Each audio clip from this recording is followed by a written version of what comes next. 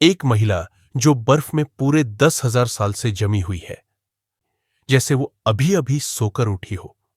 एक वैज्ञानिक टॉर्च की रोशनी उसकी आंखों पर डालता है और चौंक जाता है, क्योंकि उसकी पुतलियां रोशनी पर रिएक्ट करती है। यह तो सिर्फ जिंदा इंसान में होता है। वो दोबारा टेस्ट करता है और नतीजा वही। तुरंत बाकी वैज्ञानिकों को बुलाया जाता है, ब्रेन वेव मशीन लगाई जाती है और नतीजा देखकर सबके होश उड़ जाते हैं। ये महिला अभी भी जिंदा है। वैज्ञानिक उसे निकालकर एक गर्म कमरे में रखते हैं और बर्फ पिघलाने लगते हैं, लेकिन स्पीड बहुत धीमी होती है। तो वो कमरे का तापमान और बढ़ा देते हैं। चारों तरफ हीटर और ग्रिल लगाकर तापमान 100 डिग्री तक पहुंचा देते हैं। कुछ घंटों बाद बर्फ आखिरकार टूट जाती है और महिला आजाद हो जाती है। उसे ऑपरेशन टेबल पर लिटाकर जांच शुरू होती है। हैरानी की बात, उसके शरीर पर कोई चोट या खराबी नहीं है। धीरे धीरे उसका तापमान, ब्लड प्रेशर और पल्स नॉर्मल होने लगता है और फिर वो आंख झपकाती है।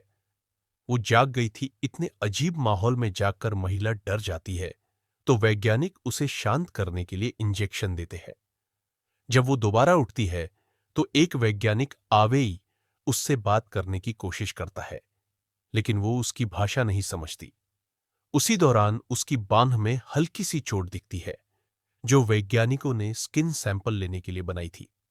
लेकिन अब वो चोट पूरी तरह भर चुकी थी। जांच करने पर पता चलता है कि उसकी कोशिकाएं सामान्य इंसान से 10 गुना तेजी से रीजनरेट होती है, यानी वो सुपर हीलिंग क्षमता रखती है। तभी एक महिला वैज्ञानिक बाहर से लौटती है, लेकिन कड़कड़ाती ठंड में उसका शरीर बुरी तरह फ्रॉस्टबाइट का शिकार हो चुका है और उसका दिल रुकने वाला है। सब घबरा जाते हैं। तभी ये महिला, जिसका नाम अब श्याओमेई रखा गया है, पास आती है, हाथ रखकर आंखें बंद करती है। कुछ ही सेकंड में मरीज चमत्कारिक तरीके से पूरी तरह ठीक हो जाता है। सब समझ जाते हैं ये महिला इंसान नहीं, शायद किसी और ही दुनिया की प्रजाति है। लेकिन तभी खतरा आता है।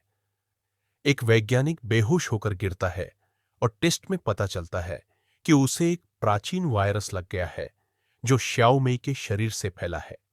यह वायरस आधुनिक इंसानों के लिए जानलेवा है और जल्द ही कई वैज्ञानिक संक्रमित होकर गिरने लगते हैं। आवेई श्याओमेई से मदद की गुहार करता है और वो मान जाती है।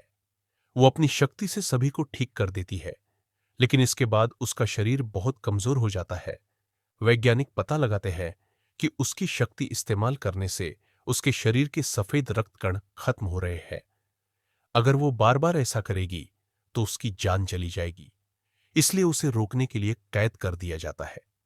लेकिन श्याओमेई को पता था कि वायरस उसकी वजह से फैला है। वो गार्ड को बेहोश कर भाग जाती है और चुपके से सभी संक्रमित लोगों को ठीक कर देती है। लेकिन इसके बाद वो बेहोश होकर गिर पड़ती है।